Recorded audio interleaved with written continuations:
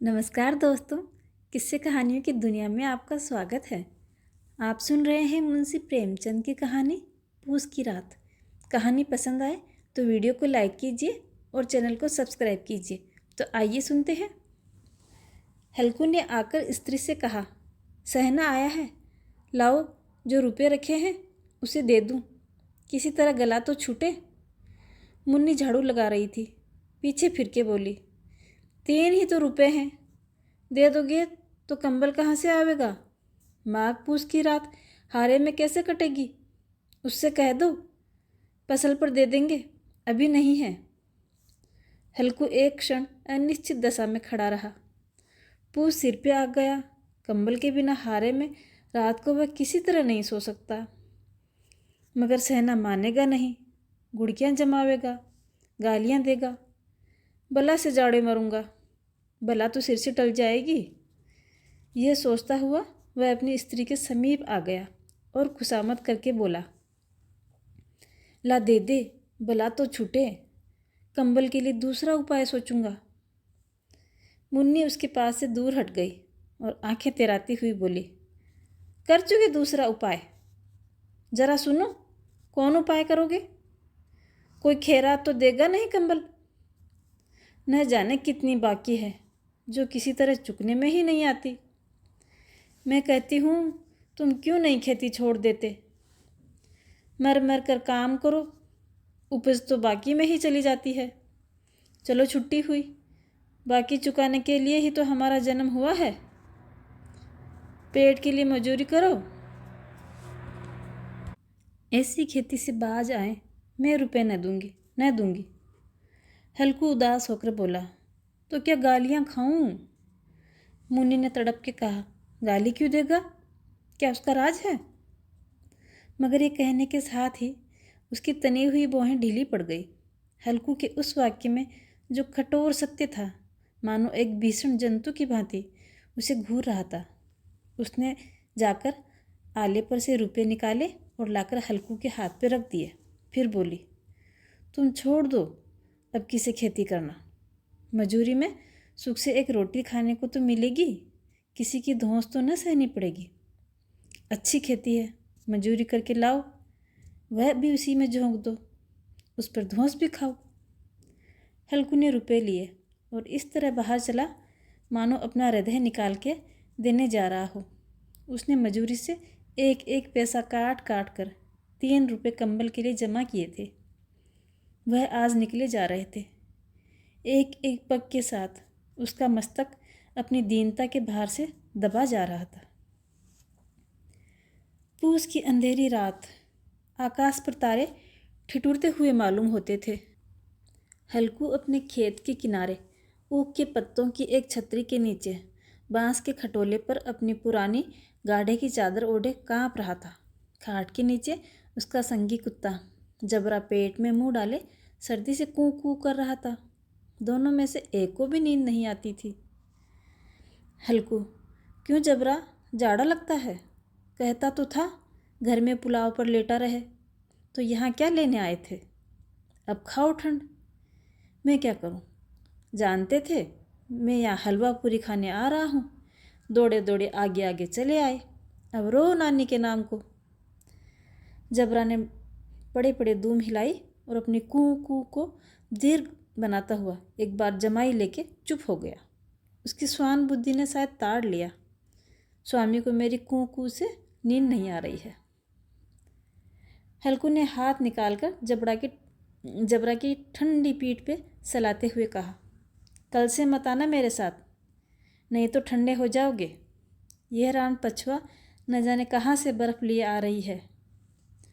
उठूं फिर एक चिलम भरूं, किसी तरह रात तो कटे। 8 चिलम तो पी चुका। यह खेती का मज़ा है। और एक ही वे भगवान ऐसे पड़े हैं जिनके पास जाड़ा जाए तो गर्मी से घबरा के भाग जाए। मोटे मोटे गद्दे, लिहा, कंबल, मजाल है कि जाड़े का गुजर हो जाए। तकदीर की खूबी है, मजूरी हम करें, मज़ा दूसरे लूटें। हल्कू उठा और गड्ढे में से जरा सी आग निकालकर चिलम भरी। जबरा भी उठ बैठा। हल्कू ने चिलम पीते हुए कहा। पिएगा चिलम? जाड़ा तो क्या जाता है, ज़रा मन बहल जाता है। जबरा ने उसके मुंह की ओर प्रेम से छलकती हुई आंखों से देखा। हल्कू, आज और जाड़ा खा ले, कल से मैं यहाँ पुलाव बिछा दूंगा, उसी में घुसकर बैठना, तब जाड़ा न लगेगा। जबरा ने अगले पंजे उसके घुटनों पर रख दिए और उसके मुंह के पास अपना मुंह ले गया।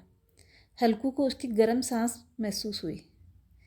चिलम पीकर हल्कू फिर लेटा और निश्चय करके लेटा कि चाहे कुछ हो जाए, अब की बार सो ही जाऊंगा। पर एक ही क्षण में उसके हृदय में कंपकपी होने लगी। कभी इस करवट लेटता, कभी उस करवट, पर जाड़ा किसी पिशाच की भांति उसकी छाती को दबाए हुए था। जब किसी तरह न रहा गया तो उसने जबरा को धीरे से उठाया और उसके सिर को थपथपाकर उसे अपनी गोद में सुला लिया। कुत्ते की देह से जाने अजीब दुर्गंध आ रही थी, पर वह उससे अपनी गोद से चिपटाए हुए ऐसे सुख का अनुभव कर रहा था जो इधर महीनों से उसे न मिला था। जबरा शायद समझ रहा था कि यही स्वर्ग है, और हल्कू की पवित्र आत्मा में तो उस कुत्ते के प्रति घृणा की गंध भी न थी। अपने किसी अभिन्न मित्र या भाई को भी वह इतनी ही तत्परता से गले लगाता। वह अपनी दीनता से आहत न था जिसने आज उसे इस दशा में पहुंचा दिया। नहीं, इस अनोखी मैत्री ने जैसे उसकी आत्मा के सब द्वार खोल दिए थे और उसका एक एक अणु प्रकाश से चमक रहा था। सहसा जबरा ने किसी जानवर की आहट पाई।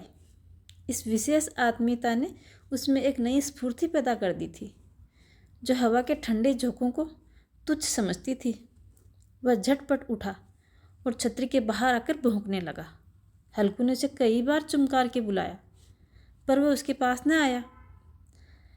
हारों में चारों तरफ दौड़ दौड़ कर भौंकता था। एक क्षण के लिए आ भी जाता तो फिर तुरंत दौड़ के जाता। कर्तव्य उसके हृदय में अरमान की भांति उछल रहा था। 1 घंटा और गुजर गया।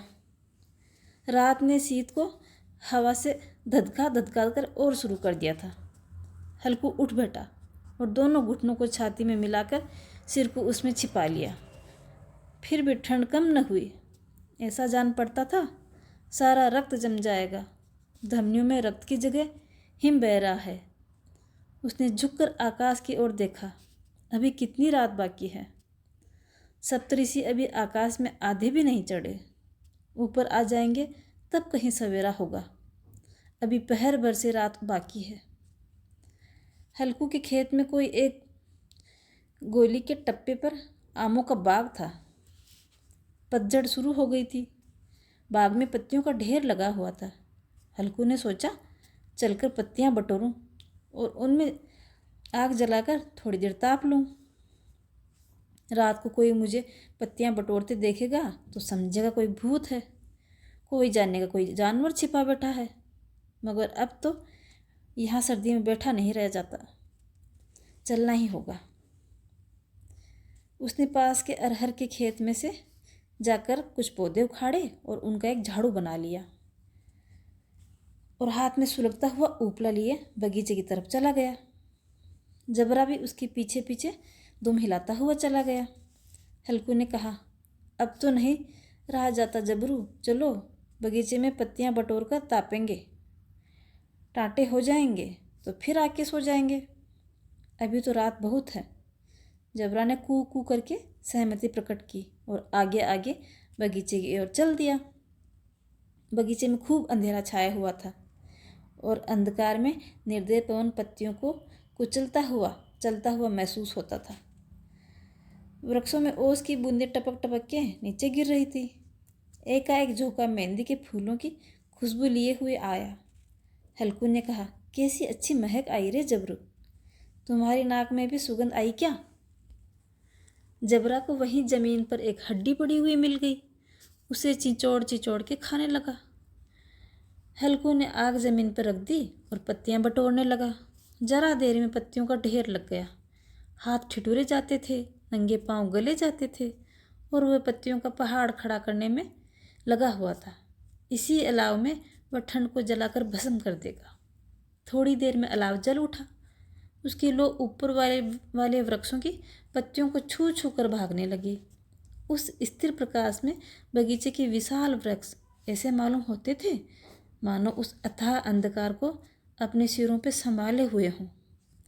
अंधकार के उस अनंत सागर में यह प्रकाश एक नौका के समान हिलता मचलता हुआ जान पड़ता था। हल्कू अलाव के सामने बैठा आग ताप रहा था। एक क्षण में उसने दोहर उतार कर बगल में दबा ली और दोनों पांव फैला दिए, मानो ठंड को ललकार रहा हो। तेरा जो जी चाहे कर ले। ठंड की असीम शक्ति पर विजय पाकर वह विजय गर्व को हृदय में छिपा न सका था। उसने जबरा से कहा, क्यों जबरा, अब ठंड नहीं लग रही? जबरा ने कू कू करके मानो कहा, अब क्या ठंड लगती ही रहेगी? पहले ये उपाय क्यों न सूझा, नहीं तो इतनी सर्दी क्यों खाते? जबरा ने पूंछ हिलाई। अच्छा, आओ इस अलाव को कूद के पार करें, देखें कौन निकल जाता है। अगर जल गए तो बच्चा मैं दवा न करूँगा।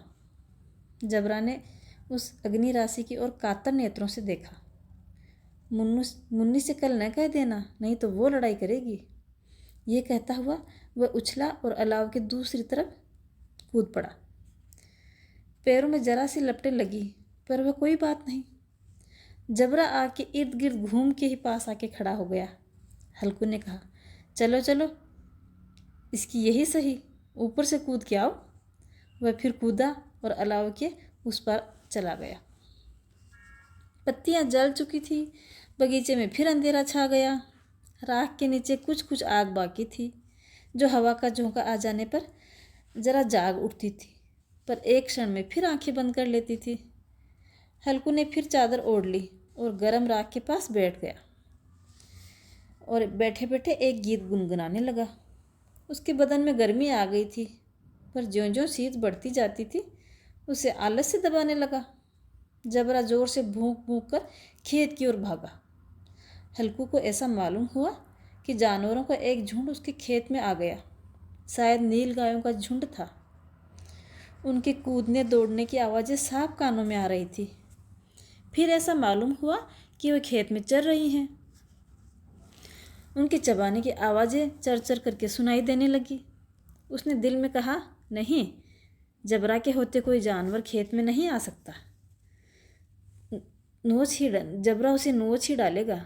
मुझे कोई भ्रम हो रहा है। अब तो कुछ नहीं सुनाई देता। मुझे भी कैसा धोखा हुआ। उसने जोर से आवाज़ लगाई, जबरा जबरा। जबरा भूंकता रहा, उसके पास न आया। फिर खेत के चले जाने की फिर आहटें आने लगी। अब वह अपने आप को धोखे में न रख सका। उसे अपनी जगह से हिलना जहर लग रहा था। कैसा दुबका हुआ बैठा था कि अपनी जगह से हिलने का मन ही न करता था। उसने जोर से आवाज़ लगाई, लिहो लिहो लिहो। जबरा भूंक रहा था।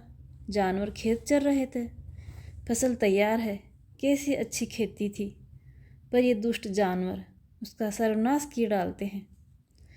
हल्कू पक्का इरादा करके उठा और 2-3 कदम चला, पर एकाएक हवा का ऐसा ठंडा चुभने वाला बिच्छू के डंक का सा झोंका लगा कि वह फिर बुझते हुए अलाव के पास आके बैठ गया और राख को कुरेद कर अपनी ठंडी देह को गर्म करने लगा। जबरा अपना गला फाड़ते फाड़ते नील गायों को भगाने की कोशिश कर रहा था। नील गाय खेत का सफाई किए डालती थी। हल्कू गर्म राख के पास शांत बैठा हुआ था। उसी राख के पास गर्म जमीन पर चादर ओढ़ के सो ही गया। सवेरे जब उसकी नींद खुली तो चारों तरफ धूप फैली हुई थी और मुन्नी कह रही थी, क्या आज सोते ही रहोगे? तुम यहाँ आकर रम गए और उधर सारा खेत चौपट हो गया। हल्कू ने उठकर कहा, क्या तू खेत से होके आ रही है? मुन्नी बोली, हाँ, भला ऐसा भी कोई सोता है? तुम्हारे यहाँ मड़ैया डालने से क्या हुआ? हल्कू ने बहाना किया, मैं मरते मरते बच्चा, तुझे अपने खेत की पड़ी है। पेट में ऐसा दर्द हुआ कि मैं ही जानता हूँ। दोनों फिर खेत की डांड पर गए। देखा, सारा खेत रोंदा हुआ पड़ा है और जबरा मड़ैया के नीचे चित्त लेटा पड़ा है, मानो प्राण ही नहीं है। दोनों खेत की दशा देख रहे थे। मुन्नी के मुख पर उदासी छा गई, पर हल्कू प्रसन्न था। मुन्नी ने चिंतित होकर कहा, अब मजूरी करके माल गुजारी भरनी पड़ेगी। हल्कू ने प्रसन्न मुख से कहा, रात की ठंड में यहाँ सोना तो नहीं पड़ेगा। कहानी में मेरे साथ बने रहने के लिए धन्यवाद।